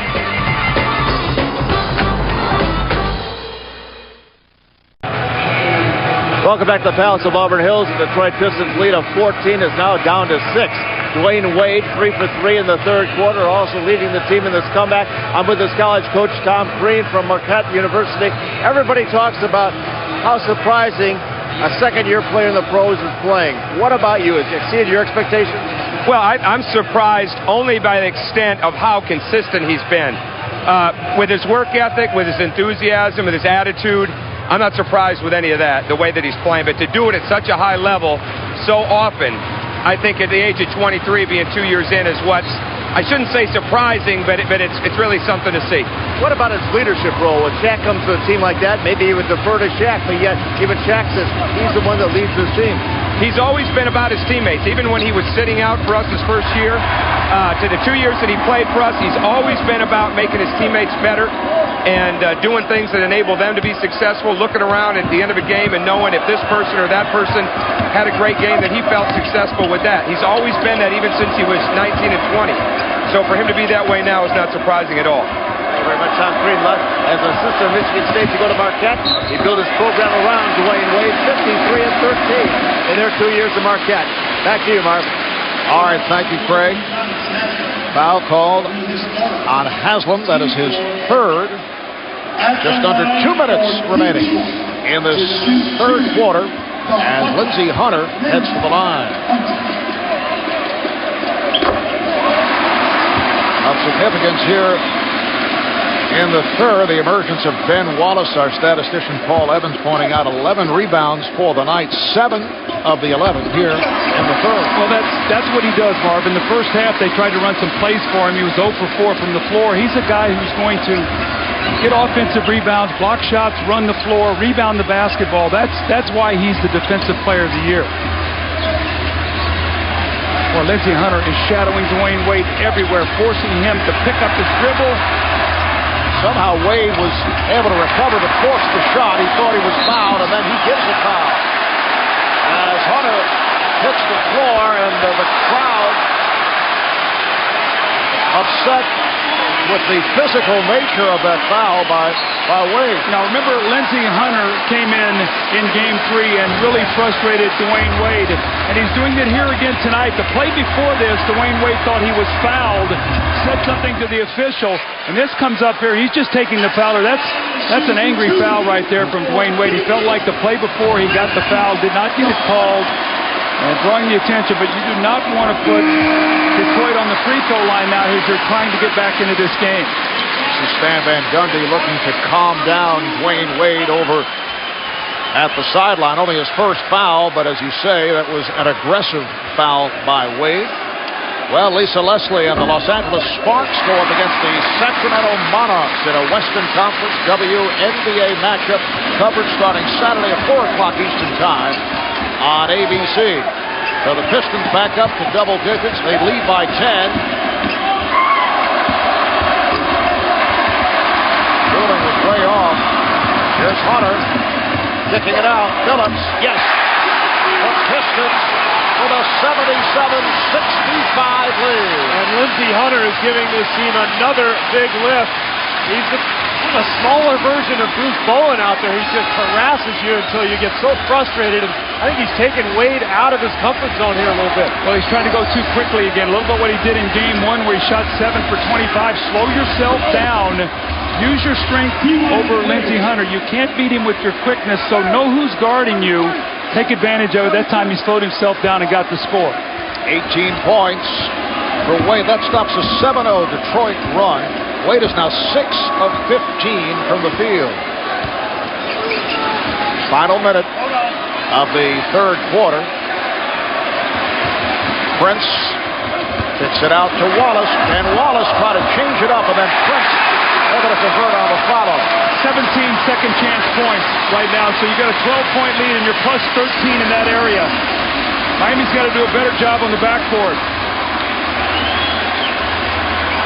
8-second differential between the game clock and the shot clock.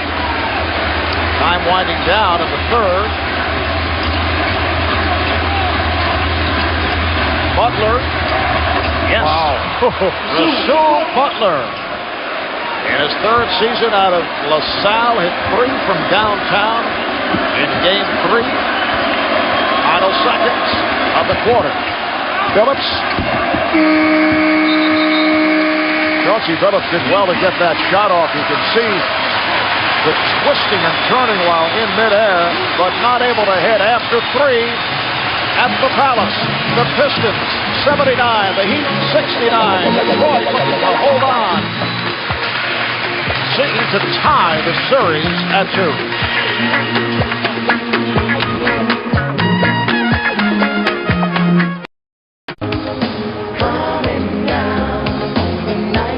Back at the Palace of Auburn Hills with the Pistons leading the Heat 79-69. If ever anyone was in the right city, it's Lindsey Hunter. Growing up in Mississippi, he found out the value that a GM plant could have for lower class income families. His parents both worked at a General Motors plant in Mississippi growing up, and he says he's been a car fanatic ever since. In Detroit, Lindsey Hunter now has a custom detailing shop that takes care of cars, trims them up nice. So Marv, if you want those 24-inch spinning rims on your wheels, Lindsey's the place to go. Yeah, Lindsey tried to make a sale earlier, in fact. So when you're around him, he will put a smile on your face. I was very blessed to coach him, and what a great teammate. And for Lindsey, his second go-round as a member of the Pistons. Fourth quarter underway. Shaquille O'Neal is back. Christian Laettner has checked back in. And last touch by Detroit, so it'll be Miami ball. Stan Van Gundy has O'Neal with Laettner and Butler up front, dueling and Eddie Jones at the guard. I thought, excuse me, Doug, I thought Miami was poised to get right back in the game, and then Shaq picked up that fourth foul. They did a nice job defensively on Detroit, 7 for 20 shooting in that quarter, but as you see Wallace with the foul here, when Shaq picked up the fourth, you could feel the crowd kind of heaved a sigh of relief. Detroit picked up their energy from there. And Marv, you look at the lineup that Miami has on the floor now with Dwayne Wade sitting. You've got Shaq out there, Laettner who can make open shots, Dooling who can create a shot, and then Rasul Butler and Eddie Jones three-point shooting. So going to a lineup out there with some offensive players, so it looks like he's going to go right inside to Shaq. What a great job defensively on the inbounds. The Pistons not allowing Miami to put that ball in play, and Heat forced to take a timeout. Well, it looks insignificant now, but come the last 2 minutes of the game, that could be very, very important.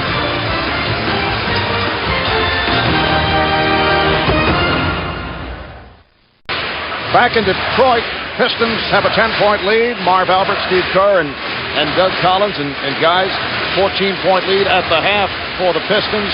Miami able to cut it down to 5. Detroit gets it back up to 10.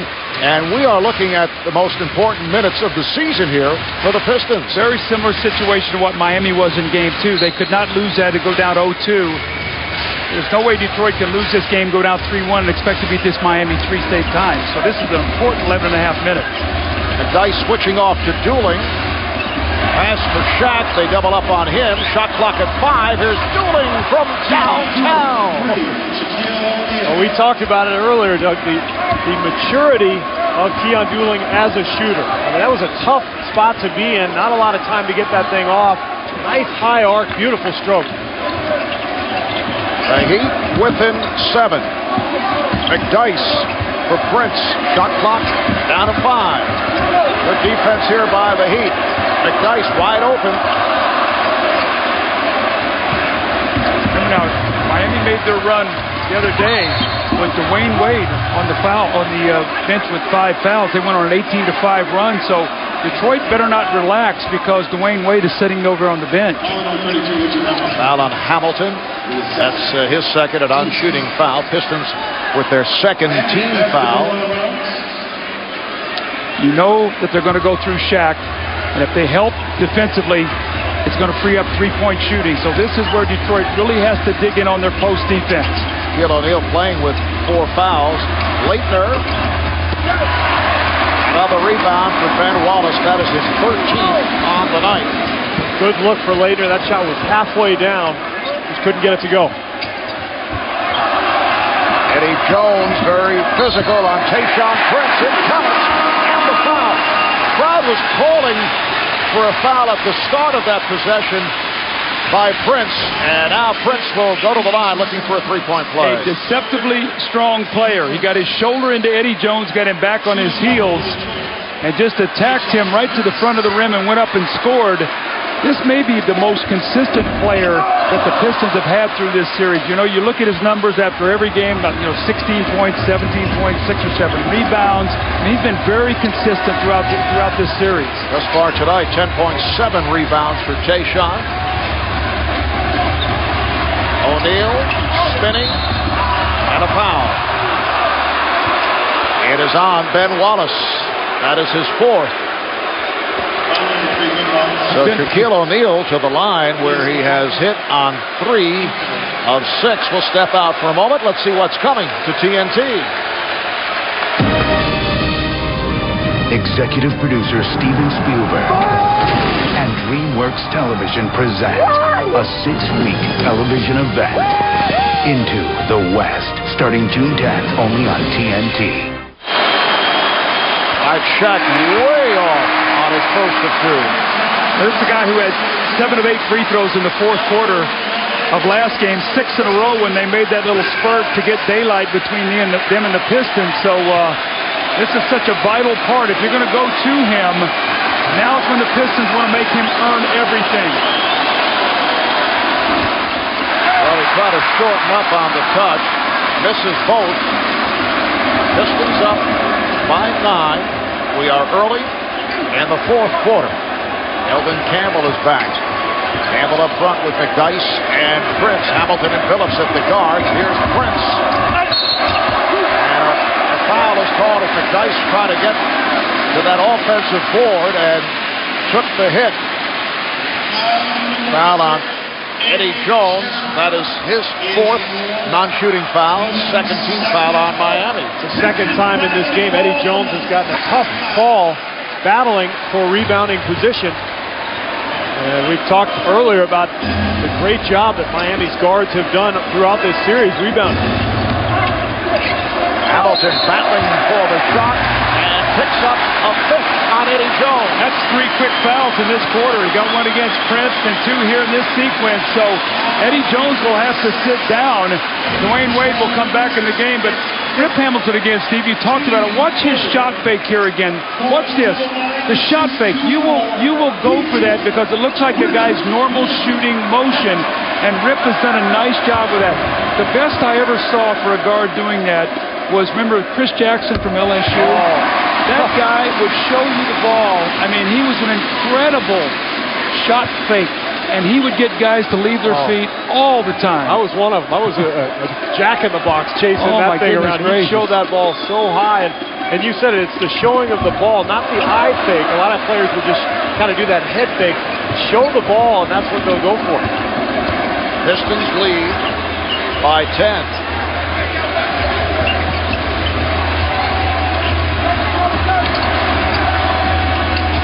Butler looking for the shot, played tightly by Prince. Here's O'Neal with the drop step. Shot clock down to 2, down to 1. Butler. And it's an air ball, 24-second violation for Miami. You know, you got to give Elvin Campbell a lot of credit, Marv. He's done a nice job. He's got the size. He's keeping his body on Shaq. making him stay away from the basket, not letting him roll off of him and get close where he can dunk the ball.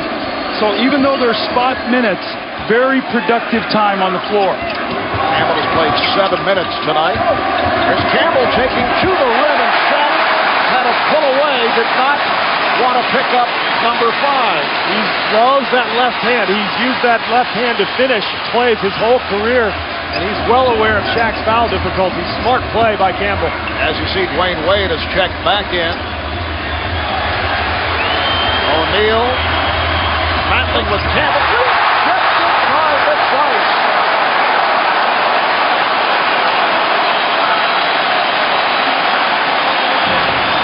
Talking about Eldon Campbell a while ago, coming back in a tray. It's a great shot blocked by McDyess. Lindsay said it was like your big brother going away to college and finally coming back home again. That's the kind of respect he has on this team. Wade coming up with air, and he hears it from this crowd. Doug, you talked at the beginning of the game about Detroit finding their defensive identity. I think they've done just that. Miami, 39% shooting. This is the Piston team that we've come to know. Phillips changed his mind. Here's Campbell. And picked off by Butler. Campbell was trying to draw number 5 on O'Neal, who hit the floor. Remaining in the Miami backcourt. Now here he is. Damon Jones. Jones fires and hits from downtown. Tayshaun Prince got caught behind Shaq, and you couldn't find him. I lost him for a moment. But finally, I saw that long arm coming out to try to deflect the shot. If you're going to get a screen, that's the best that is possible pick. That is the epitome of a screen. Prince, yes. Mr. Consistency.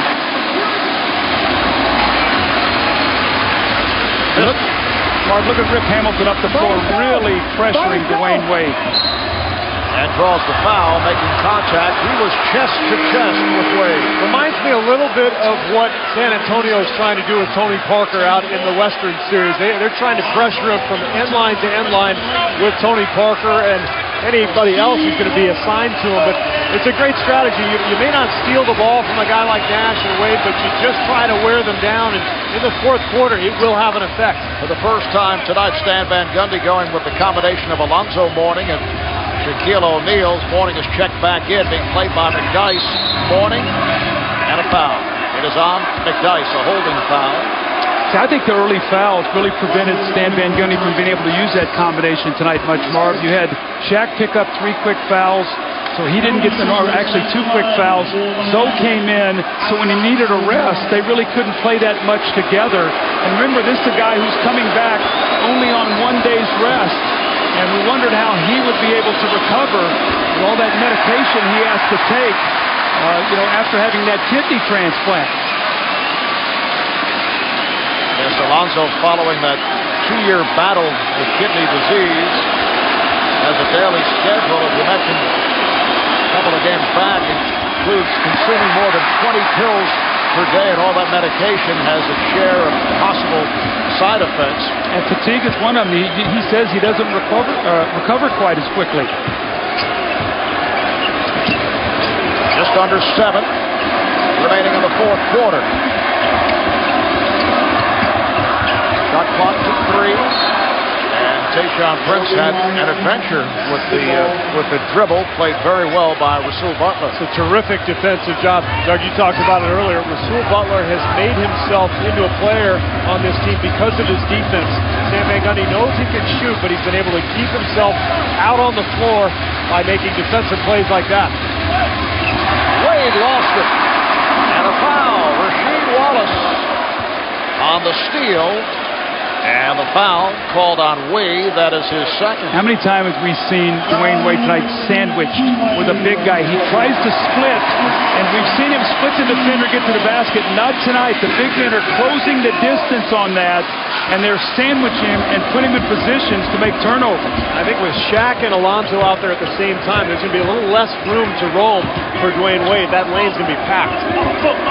Wade, his first turnover of the game. Hamilton. And a foul. It is on Butler.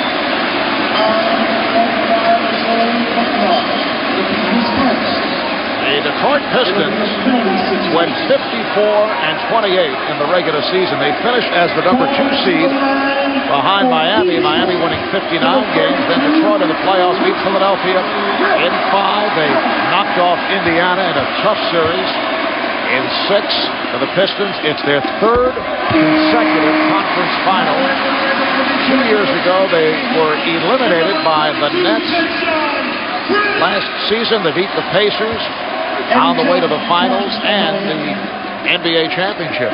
You know, we look at the shot distribution for the Pistons. 12 for Prince, 12 for Wallace, 9 for Ben Wallace, 15 for Hamilton, 10 for Billups. When they get that kind of balance, they're very difficult to beat. Larry Brown says when our guards take too many shots, we usually don't win. The other day they combined for 40 shots, Prince and Hamilton. Not tonight. O'Neal, good play by Rasheed Wallace. Well, is called for a foul. And he thought it was clean. He was trying to get a jump ball. So that is number 5 on Wallace.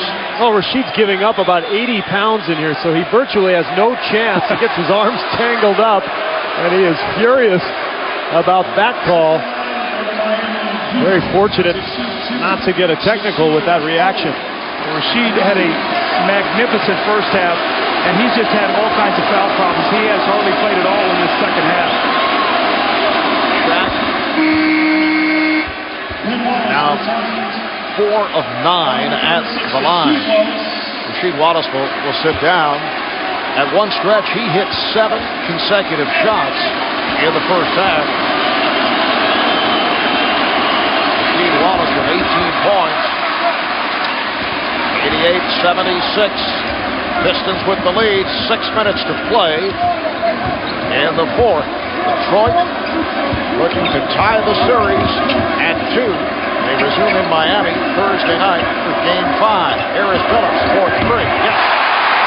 Chauncey Billups from beyond that 3-point line. Well, this is the poise that we saw in Game 1. They're taking their time. They're moving the basketball. They're making the extra pass. Shooting the 3 tonight, well, 4 of 8. But Chauncey Billups tonight is being a leader. Wade lost it. Damon Jones back. Billups for the touch. Detroit with his biggest lead of the night. Miami calls for time.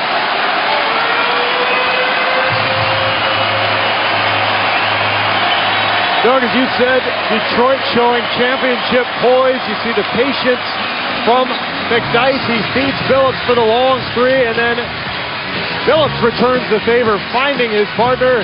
93-76. 2005 NBA playoffs on TNT. Live from the Eastern Conference Finals. Brought to you by Miller. There's good enough, and there's better than it has to be. Miller, good call. By McDonald's. By Gatorade. It's in the cooler, is it in you? And by NikeBasketball.com.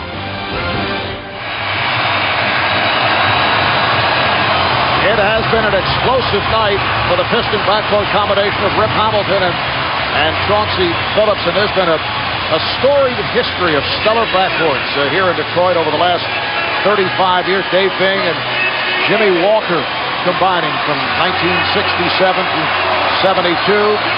Isaiah Thomas and Joe Dumars played together from 85 to 94, winning a couple of NBA championships, and now it's Hamilton and Billups, who have been together since 2002, and they won a title last season. 20 points now for Dwayne Wade. I'll mark their numbers tonight. 13 of 26 from the floor. Chauncey, 3 of 4 from the three-point line. 40 points, 15 assists, and only 2 turnovers. They have been terrific. And Wallace, he looked to serve up a facial on Alonzo Mourning and lost the handle. And you see the numbers of these guys tonight. What I really like what these guys have done, they've had an economy of shots. It's not 40 shots, 26 shots, so their efficiency. So many other guys are involved in the game tonight, and that's the balance why the Pistons were the champions last year. Good hands by Hunter, the shot clock at 10 for Miami. And I think that's where Billups got into trouble in games 2 and 3. Took some bad shots and was turning the ball over. Remember, he had 8 turnovers in the first half alone. 0 turnovers for him tonight. I think he's handled the fast break situations with much more patience this evening. Udonis Haslem replaces Alonzo Mourning. Pistons lead by 15 in the midst of a 14-6 run. Here is Wade. And that shot has been off. At one stretch, he hit 3 in a row. Wade now 7 for 18. And Ben Wallace, 15 rebounds. That is Ben Wallace. Hamilton. Handled by O'Neal. Wade on the run. Wade to the rim. Yes, and the foul. What speed. Dwayne Wade accelerating against Lindsey Hunter. Hunter called for the foul. That's his third, and Wade will go to the line. That looked like the Indy 500. 2 race cars. Yes. Look at these 2 guys so fast, and then the strength of Dwayne Wade to be able to finish the play. They were talking to Tayshaun Prince the other day about guarding Dwayne Wade as opposed to guarding Kobe Bryant last year in the NBA Finals. And he said that the difference is this guy's so much faster that his speed really bothers Prince. So when Prince backs off of him, he takes that and makes up that distance on him, and it's a nightmare trying to cover. With Kobe, he can give him a little space and then be able to get that hand up and bother his shot. Larry Brown putting Tayshaun Prince back on the floor along with Rasheed Wallace. Here's Ben Wallace giving it back. Chauncey Phillips looks to reset. Hamilton had it knocked away. Oh, nice recovery by Rip Hamilton, and then gets the hop. Remember, he had the calf injury that bothered him for so long. He got those 3 days rest before Game 4. Had 33 points in that game, and now another big night here tonight. Mourning on the follow as Dwayne Wade and Ben Wallace hit the floor. You know, the thing I like about what Rip has done, though, the last couple games is take on the challenge of wanting to guard Dwayne Wade. Many instances when you're a scorer, you think, you know, I'll put up 30. You know, if I get my guy 20-something, I win that battle. But Rip is starting to take the challenge defensive. That's the next growth as a player when you become that complete player.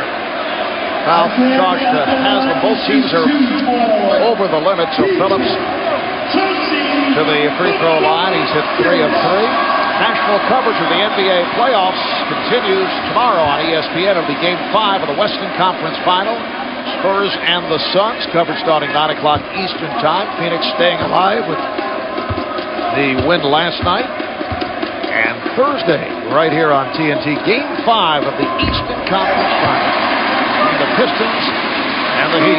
How excited, Marv, do you think Greg Popovich was last night, knowing he had to get on a plane to go back to Phoenix for Game 5? You think there was a lot of excitement in that San Antonio Spurs locker room? Well, as Steve could tell you firsthand, I would think it was a very quiet plane ride. Yeah, very quiet, very quiet. And you know, it was interesting to see Pop interviewed during the game, and there was a clip of him. He said, look, I consider this a must-win game. Everybody laughed because it's 3-0, but now all of a sudden, if Phoenix can take care of business at home, how about the pressure on the Spurs in Game 6? Alonzo Mourning. And when you have a guy with a sprained ankle, you want to play the least amount of games you can. You don't want to play a game then that could maybe lead to another injury. Ball deflected, out of bounds. It's called a kickball. And Pistons maintain possession. How about Amari Stoudemire last night? 31 points and that incredible block shot at Tim Duncan with 36 seconds remaining. Shot clock is 7. Rasheed Wallace. 20 points for Rasheed. 9 of 13 shooting. Here's Wade to the left hand, and he is fouled. And Rasheed Wallace arguing the call. That is number 6 on Rasheed. Timeout with 2:48 to go in this fourth quarter. Pistons have a 13-point advantage. Well, as Detroit leads by 13, 2:48 to go here in the fourth quarter, looks like we're going to even this series at 2-2, moving to Miami for Game 5. And we just sort of update our open here, Marv. The defensive identity is back tonight for the Pistons. What they've done, the Heat, 85 points, shooting only 44%, 30% from the three-point line. We talked about Ben Wallace. Tonight he has 15 rebounds, a couple blocks, and a steal, so he brought his emotion. And in the fourth quarter efficiency, led by Chauncey Billups, shooting 58% after shooting 27% in Game 3. This is the Piston team that we've seen throughout the playoffs, and they were front and center tonight when they had to be, and I think a must-win game, Marv. I know Larry Brown was very pleased with what took place in Game 1. In fact, he said it was Detroit's best defensive effort of the season, but he has to be delirious about tonight's performance. As you say, they came out with energy. Still 2:48 remaining, but Detroit up by 12 in a desperation game. Prince able to handle the rebound. As we talked about earlier, when you're down 3-1, it is very, very slim that a team is going to come back. In the history of the NBA playoffs, 96% of teams trailing 3 games to 1 have lost the series. Piston number 22, Tayshaun Prince. There it is. That's our first double graphic of the series, as we went with it earlier, and here it is once again. And of course, it doesn't really mean anything now because Detroit's about to go to 2-2. Exactly. Thank you, Steve. Well, you know, you think about the quick turnaround. Miami's going to leave tonight and fly home. Talked to athletic trainer Ron Culp. He said, we'll probably get in Miami about 4 o'clock. And then you got in the morning. Now you got a quick turnaround. There is no couple days between games now. Offensive foul. Lindsey Hunter took the hit. It's number 4 committed by Dwayne Wade. And with the turnaround, obviously you've got Shaq, you've got Alonzo, got guys who need the rest. Although, we talked to Stan Van Gundy, he said, you know what, I'd rather play just every other day. No more waiting around. Prince for Ben Wallace, rejected by Alonzo Mourning. Here's Wade. Phillips let him go, did not want to pick up a foul. Detroit is over the foul limit. That was a spectacular block by Mourning. Wow. Reminiscent of Amari Stoudemire. He's one thing Zoe can continue to do is he can still block shots. We saw that in the first half. He had 3 blocks in the first half. 4 in all for Alonzo. Hamilton playing the clock, and that's a goaltend. So the basket counts. Well, let's take a look at the block that actually counted after that goaltend put Detroit up 14. Look at this. Very similar, a dunk attempt that's actually going down. Now the rule is if the ball has not left the player's hand, it cannot be goaltending. Wade knocks down the jumper, but that ball was over the cylinder, coming down, but still in Wallace's hand. Wade off the steal. Wade fires for 3, way off. Got glass, and then a reaching foul. It is on Dooling with 1:34 to go in this fourth quarter. Well, Thursday, the series resumes in Miami. We head back to South Florida for game number 5. Game number 6 back here at the Palace on Saturday night. And if there is a game 7, it would take place in Miami next Monday night. I would say game 6 now is necessary. And when we do come back here, perhaps, Steve, you'll be fortunate enough to get the tour of downtown Birmingham. Doug, on the off day, showed me where he used to live when he was the head coach of the Detroit Pistons. And just walking down the street, it was a mob scene as people discovered that Doug was back in the neighborhood. Well, it was scary. I saw a sign there, he no longer lives here. Leave me alone. And Darko Milicic, greeted by this crowd as he checks in with 1:34 to play. In the fourth quarter, Ben Wallace hearing the cheers as he heads to the bench with 15 rebounds, 11 coming in the second half. Look out, Mourning lost his balance and lost possession. Rip Hamilton, 28 points on 10 of 18 from the field. Rasheed Wallace had an outstanding game. He fouled out with 20 points on 9 of 13 shooting. 17 for Billups with 7 assists. Hamilton had 8 assists. Prince with 15 and 9 rebounds. Dwayne Wade, the high man for Miami, with 28. Shaq in 25 minutes of play, not effective tonight. 12 points and early foul trouble. At the line, just 4 of 10. And now you have to wonder about the travel and the 1 day of rest for both Shaquille O'Neal and Alonzo Mourning.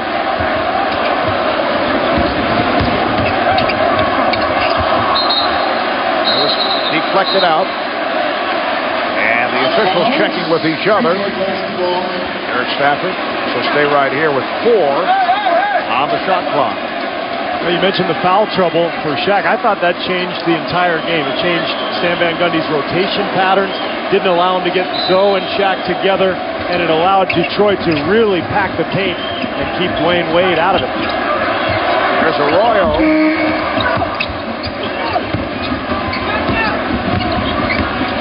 Dooling is fouled, held by Arroyo. He fouled him twice. I think he's going to get a technical foul for the second one. That's the Udonis Haslem play. That's exactly what Haslem is talking to Jack Nees about right now. You called it on me, you better call it on him. Well, Joe Crawford gave him a look as if he were going to tee him up.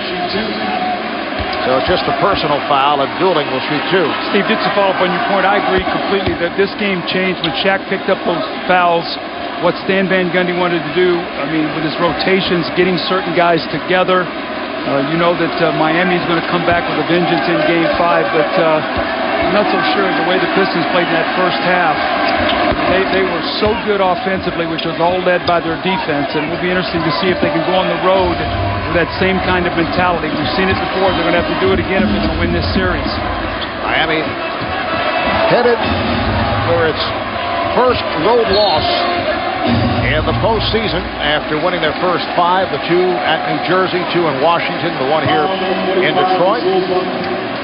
Coming up next inside the NBA is here at the Palace with Ernie, Charles, Kenny, and Magic as they'll look at highlights and take a look back at Game 4 between the Heat and Pistons. Dwayne Wade sits down with 10 of 22 from the field, 28 points. They're getting ready on the set. Kenny wants to make sure we see him.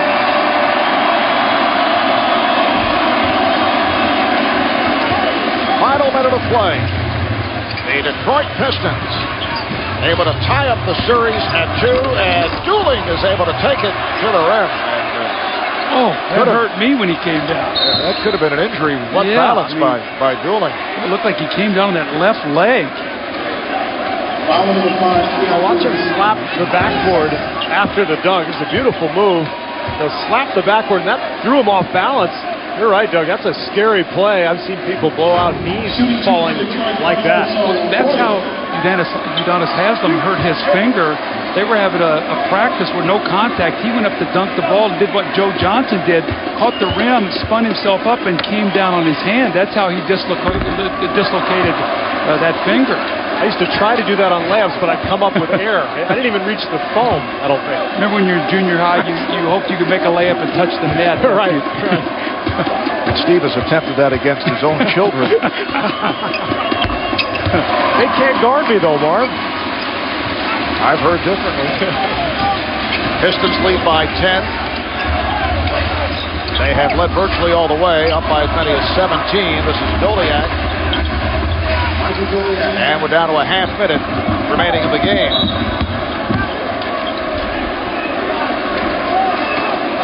And another foul called on Dooling. That stops the clock. And once again, Carlos Arroyo goes to the line. Carlos in his 4th year out of Florida International, and he has made an impact in the playoffs after sitting for some time. Had a superb game 1 against Miami, had 7 assists in 10 minutes.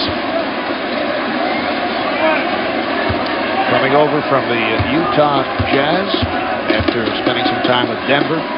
You know, Marv, his minutes are down tonight. The reason is because Lindsey Hunter's playing so well. Larry Brown has to have him on the floor for his defense, specifically playing against Dwayne Wade. Here's Dooling firing. Eddie Jones, Haslem keeping it alive. Time running out on the Miami Heat. Now Butler shoots a three. Arroyo takes, and we're final seconds. And what is most impressive for the Pistons tonight, 27 assists on 37 field goals and only 6 turnovers. This is a big bounce-back game for them, Marv, especially after the way they ended game number 3, the way they sort of melted down, lost their poise, all the talk about distractions. There were no distractions tonight. They came out and played a great basketball game. They're going to have to do the same thing. They got to find a way to get one in Miami, again, if they're going to advance in this series. The Pistons and the Heat at 2 apiece in this best of 7, game 5 in Miami, Thursday night here on TNT, and they'll be back here at the Palace of Auburn Hills for a game 6 on Saturday night. Another outstanding performance for Rip Hamilton. 45 minutes, he goes 10 of 18, 28 points, 8 assists. Let's go to David Aldridge with Rip Hamilton. Rip, with all the controversy swirling around this team with Larry Brown's situation, how did you guys find focus tonight?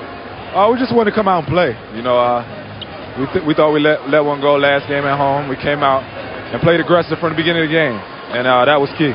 This is now best 2 of 3 series. You guarded Dwayne Wade a lot tonight. Will we see more of that in game 5? I think so. You know, it's a challenge. You know, it's all-out war. This is what the playoffs is about. And, you know, I just want to take on the challenge. You know, Coach, you know, got confidence in me to go out there and defend, and Lindsey did a great job, and the whole team did a great job. Rip, thanks very much. Good luck in the rest of the series. Once again, the final score, the Pistons 106, Miami 96.